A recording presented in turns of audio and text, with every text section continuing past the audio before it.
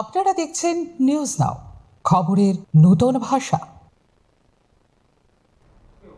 ত্রিপুরার ঐতিহ্যবাহী শৈব তীর্থক্ষেত্র ঊনকোটির প্রবেশপথের কাছে শুক্রবার দুপুরে আচমকা অগ্নিকাণ্ডের ঘটনা ঘিরে সৃষ্টি হয় ব্যাপক চাঞ্চল্য। প্রবেশদ্বার সংলগ্ন অস্থায়ী দোকান ঘরের পাশ থেকে সূত্রপাত আগুনের। মুহূর্তের মধ্যেই আগুন ছড়িয়ে পড়ে আশপাশের জঙ্গলে।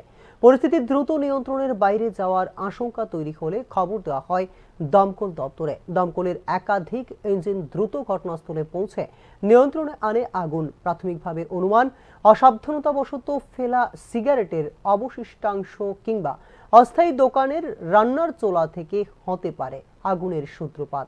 যদিও প্রকৃত কারণ জানতে শুরু হয়েছে তদন্ত। তীর্থস্থানে আগত পর্যটকদের মধ্যে সাময়িক আতঙ্ক ছড়িয়ে পড়ে ঘটনার জেরে। তবে দমকলের তৎপরতায় বড় ধরনের ক্ষয়ক্ষতি এড়ানো সম্ভব হয়েছে বলে জানিয়েছে স্থানীয় প্রশাসন।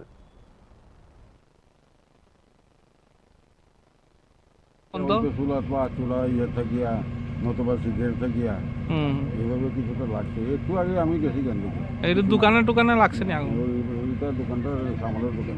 শ্যামলের দোকান। মানে তার বাড়ি কোন জায়গা জানেননি? ওই তো তারা এই অনুকূটির পূজারি তো। এরপরে বাপদাদরাও পূজা করতে হয়, পূজা করে দোকানও করে। ফায়ার সার্ভিস কোন সময় আছে? ফায়ার বসেই 10 মিনিট। মোটামুটি আগুন এখন কিরকম আছে? নিবাইছে নি?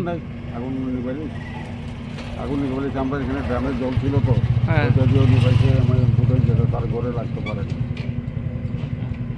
আর বন্ধ করে দিয়েছি, ফায়ার ব্রিগেড আছে আরও নিবাই দিয়েছি।